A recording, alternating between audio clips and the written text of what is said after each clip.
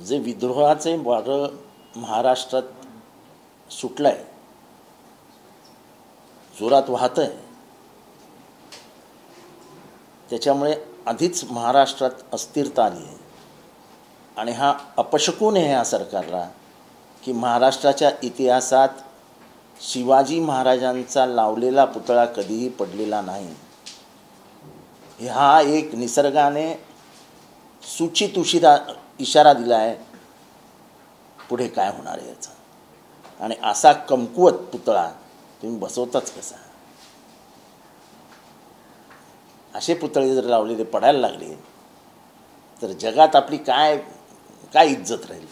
शिवाजी महाराजांचा पुतळा पडतो, शिवाजी महाराजांचा, वाईट. सरकार निधी देत असतं जतन करण्यासाठी ऐतिहासिक किल्ल्यांसाठी, कसं बघतात एकीकडे संसद देखील वेळतात, दुसरीकडे अशा प्रकारचे पुतळे. हेच ही जी टक्केवारी सुरू झाली ना, 50%, 40%, 50%, 40%, त्याच्यामुळे कामाचं क्वालिटी राहत नाही. आणि क्वालिटी न राहिल्यामुळे हे सगळं घडते. तुम्ही अनेक पुरातन मंदिरात जा, आतमध्ये उभ्या राहा गाभाऱ्यात, एक थेंबही पाणी पडत नाही, एक थेंबही. हजार वर्ष झालेत त्या मंदिरांना. अयोध्येतलं जे मंदिर बांधले गेलं तिथे तर दररोजच आजकाल श्रीराम आंघोळ करत असतात, एवढं वरनं पाणी टपकत असतं खाली. हे काय प्रकारचं बांधकाम करता तुम्ही? क्वालिटी 50% घेतल्यावरती क्वालिटीशी कॉम्प्रोमाइज होणारच. बांधलेला पूल पडतो गुजरातमध्ये, 40-50 माणसं मृत्युमुखी पडतात. कसं काय होतंय? 40% भ्रष्टाचार. महाराष्ट्रामध्ये तर राजरोस आता 50%वर गेलेत. आणि तो पण ॲडव्हान्स. तुम्हाला टेंडर देतो, पहिले 10% ठेवा. ते टेंडरवाले पळून जातात. 10% कसे काय ठेवायचे?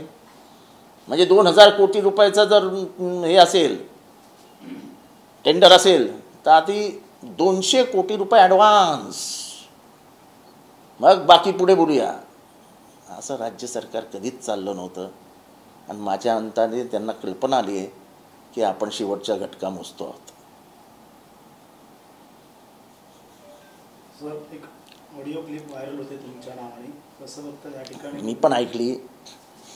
ही 5-6 वर्षापूर्वीची ऑडिओ क्लिप आहे. फिल्म इंडस्ट्रीतला एक मोठ्या माणसाला काही त्रास दिला जात होता, त्यासंबंधी तेव्हाच्या आमच्या पक्षातले ज्येष्ठ नेते, मी त्यांचं नावही ऑडिओ क्लिपमध्ये घेतलं आहे, त्यांनी त्यांच्याकडे तक्रार केली की पक्षाचा एक माणूस असा त्रास देतो आहे. मल्लिकार्जुन जे आहेत त्यांना पक्षात मीच आणलं होतं, त्यामुळे मी त्यांना सांगितलं, अरे बाबा कशाला करतो हे सगळं, सोड ना यार. कारण का त्याच्या मागचं बॅकग्राऊंड फार विचित्र होतं, ते मी ते सांगू इच्छित नाही. आता 5-6 वर्षापूर्वीची ऑडिओ क्लिप काढून चालवणार असाल तर अशा खूप ऑडिओ क्लिप मिळतील, खूप. आता सुपारी घ्यायची म्हटल्यावर सुपारी घेणार ना. सुपारी, तुमचं नावच सुपारी आहे,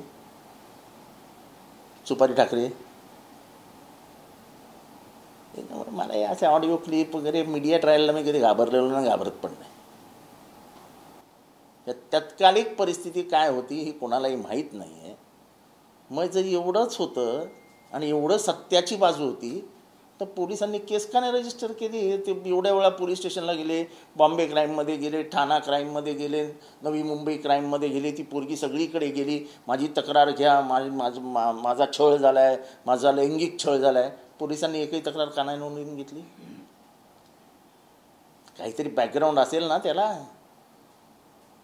ज्याच्याबरोबर झालं होतं त्याचंही नाव मला घ्यायचं नाही आहे, पण फिल्म इंडस्ट्रीमध्ये टी सिरीज नाव ऐकलं आहे का? टी सिरीज, त्याच्या मालकाबरोबर केलं जात होतं ब्लॅकमेलिंग. बदलापूर प्रकरण छे बदलापूर प्रकरणातनं ह्यांना पळ काढता येणार नाही. आणि माझी ऑडिओ क्लिप चालवून ते जर म्हणत असतील बदलापूर फिरवू, तर आज एक्सपोज झाले ना. 4-5-6 वर्षापूर्वीची ऑडिओ क्लिप, त्याच्यामध्ये कोणीतरी ब्लॅकमेलिंग करतंय.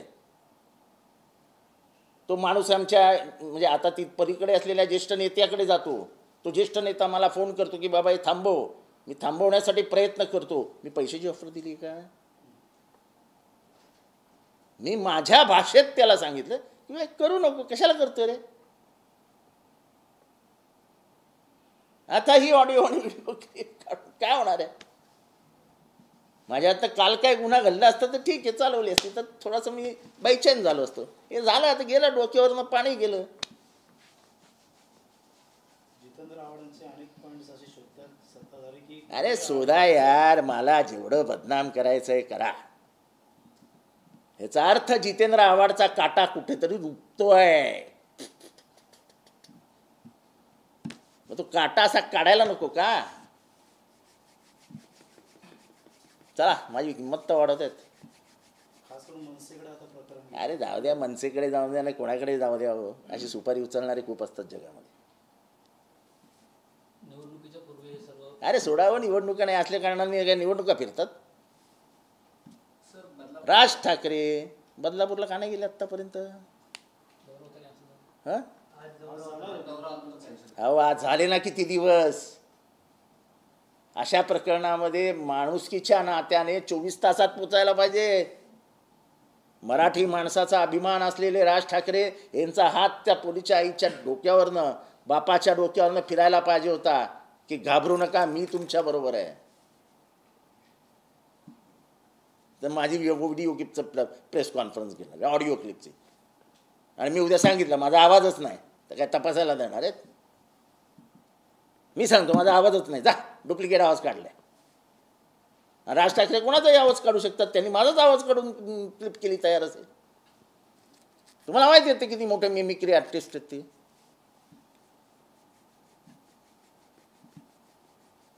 म्हात्रेने देखील पत्रकारांना थेट एक प्रकारचा मला वाईट वाटतं. पोलीस कुठेतरी कमजोर पडतो. नाही, असं ठाणा पोलिसांना दोष देऊ नका. सत्ताधाऱ्यांचे फोन आल्यावरती मागच्या 5 वर्षात, म्हणजे मागच्या 2.5-3 वर्षामध्ये ठाण्यामध्ये, महाराष्ट्रामध्ये जे झालं आहे पोलिसांवरती, याच्यात पोलिसांचा किंचितही दोष नाही. काही पोलीस जरूर भडवेगिरी करतायत, दलाली करतायत, पण 99% पोलीस हे अगदी म्हणजे काय म्हणतात त्याला, त्यांच्या मना असं दडपणाने काम करतायत. काही जण हरामी आहेत, ते आपल्या वैयक्तिक फायद्यासाठी राजकारण्यांचा फायदा उचलतायत. हे राजकारण्यांनी पण समजवायला हवं.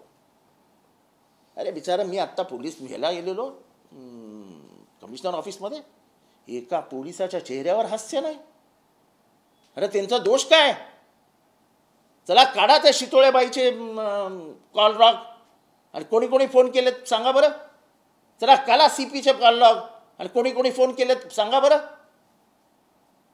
अरे तुम्ही त्यांच्यातली जी क्रियाशीलता आहे ती निष्क्रिय करणार असाल तर त्या बिचाऱ्या पोलिसांना दोष देऊन फायदा काय.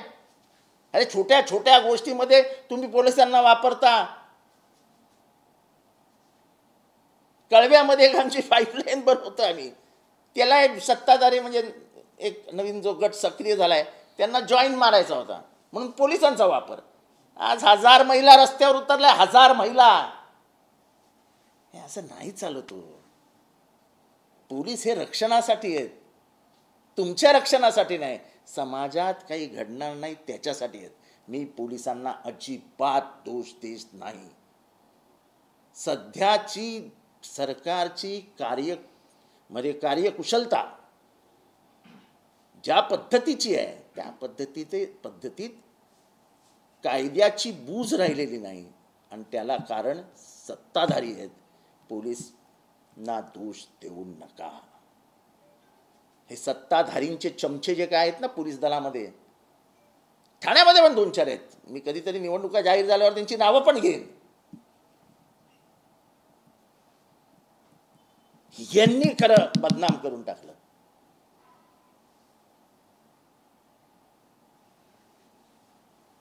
शाळेतलं 15 दिवसांचं CCTV फुटेज देखील गायब करण्यात आलेलं आहे. शिक्षण हे बघा, माझी तर मागणी आहे, पहिली ते आपटेला अटक करा. हे सगळं घडवणारा आपटे आहे. मग त्या आपट्याला का बाजूला ठेवलाय.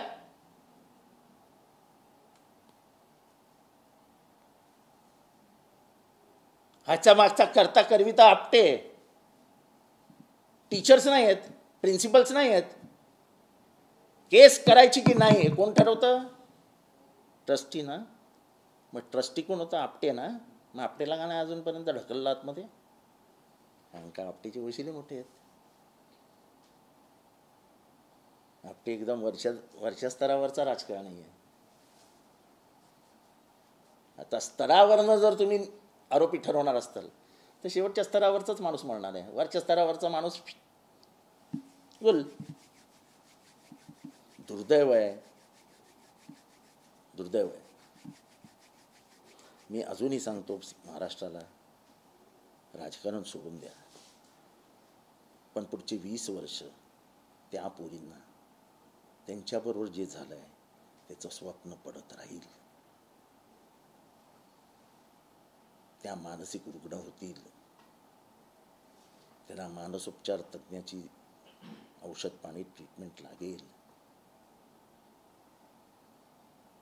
हा चाइल्ड सायकॅलॉजीचा मोठा विषय आहे. Sexual abuse of a minor ह्याचा धडे आणि धडे लिहिलेत पुस्तकांमध्ये. ही तिच्या मनावर कोरली गेली आहे, कोरली, तिच्या हृदयावर कोरली गेली आहे. हिचे परिणाम तिच्या आयुष्यात काय होतील हे तिचे आईवडील आणि संवेदनशील समाजालाच समजेल. ज्यांच्यातली संवेदनशीलता संपली आहेत ते शासनात बसलेत. आजपर्यंत एकही मोठा मंत्री आलेला नाही त्यांच्या डोक्यावरनं हात फिरवायला, हे सांगायला की शासन तुमच्याबरोबर आहे. आपल्या पोरीवरती असं काय झालं असतं तर आपण काय केलं असतं? त्या गरीब घरच्या पोरी आहेत. बदलापूर हे शिक्षणाने, संस्कृतीने, साहित्यात, कलाक्षेत्रात सगळीकडे पुढे असणारं शांत शहर. तिथे एवढा विद्रोह आणि उद्रेक होतो. महाराष्ट्रात लोकांची डोकं किती पेटलेली आहेत हे सोपं आणि साधं उदाहरण आहे की बदलापूरमध्ये उद्रेक होतोय. म्हणजे असं काही जर झालं तर अख्खा महाराष्ट्र पेटवतील लोक, अशी परिस्थिती आहे. सरकार फार गांभीर्याने मला घेताना दिसत नाही आहे. मला महाराष्ट्रात प्रचंड मोठा धोका दिसतोय की लोक कायदा आणि सुव्यवस्था स्वतःच्या हातात घेऊन टाकतील. महाविकास आघाडीच्या वेळेस संजय राठोड यांचा राजीनामा घेतला होता, मात्र रस्त्यावरती उतरलेले नागरिक अजून राजीनामा मागतात. राजीनामा घेतला जात नाही. कोणाचा? गृह खाता असेल तर कोणाचा राजीनामा वगैरे घेण्यासाठी सरकार बनलेलंच नाही आहे. संभाजीनगरमध्ये पुन्हा भाजप आणि ठाकरे गटचा राडा पाहायला मिळाला. ठाण्यात देखील कुठेतरी उद्धव ठाकरेंना अडवण्याचा प्रयत्न केला होता, नारळ विरघळले होते. त्या ठिकाणी देखील मोठा राडा पाहायला मिळाला. तर हे असे राडे तर पुढच्या इलेक्शन संपेस तर होतच राहतील. अस्थिरता जेव्हा शासनालाच पसरवायची असते, जेव्हा शासनालाच समाज अस्थिर करायचा असतो, तेव्हा ते फार सोपं आहे. पोलीस तुमचे, काठ्या तुमच्या, सगळं तुमचं. मग काय होणार आहे? दुसरं हेच होणार आहे. आदित्यला दिशा असेल जुनं प्रकरण पुन्हा कोण? भाजपकडनं त्यामुळे तो राडा पाहायला मिळाला. ठीक आहे ना. आता काही करून राफडी करायची, मारामाऱ्या करायच्या, हे असे खोटो व्हिडिओ फिरवायचे, हे आता सुरू होईल. माझा 4-5 वर्षापूर्वीचा ऑडिओ काढतायत, मला हसू येतं, हसू.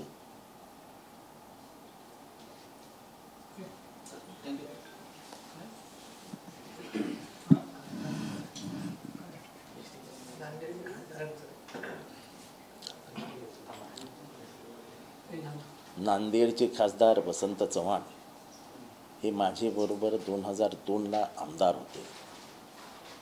त्यांचे वडील वसंतराव चव्हाण, त्यांच्या वडिलांचं नाव मी विसरलो.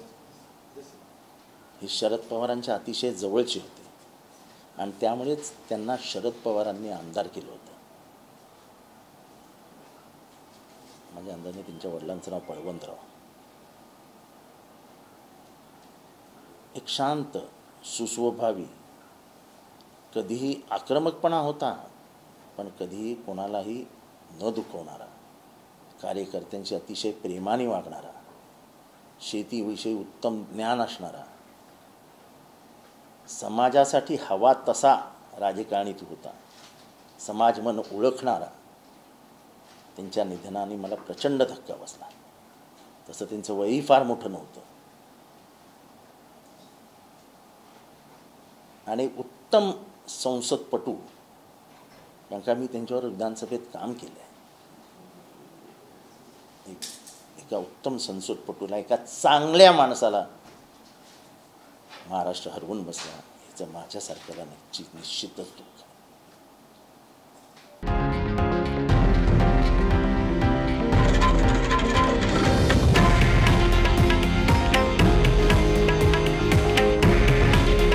हे आहे देशातील नंबर 1 न्यूज नेटवर्क आणि आपण पाहत आहात TV9 मराठी. काळजी तुमची, हित महाराष्ट्राचं.